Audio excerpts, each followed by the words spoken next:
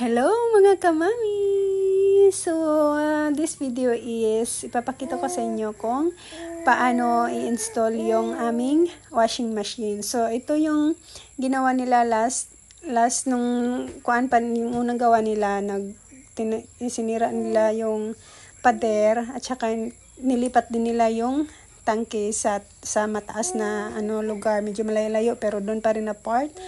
And then, ito na nga, kinabit niya yung strainer para hindi pasukan ng daga yung ating washing machine.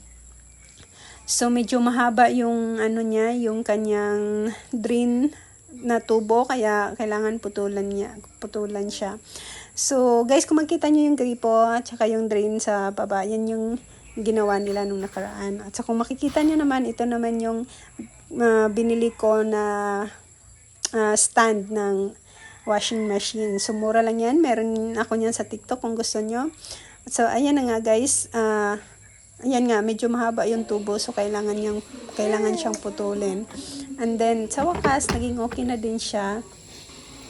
So, lalagyan na lang natin ng powder. So, ito naman washing machine na to is hindi naman nabago to sa akin dahil ganito naman din ang ginagamit namin sa Taiwan.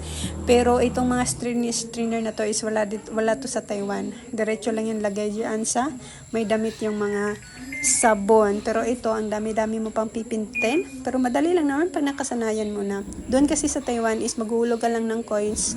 Okay na, gagana na siya pagkatapos. So, ito na nga guys. Ayan na. Lumabas na yung tubig at saka yan, nagkukusot na siya. So, less than hour. Tapos na yan. Then, sampay na kaagad. So, yan.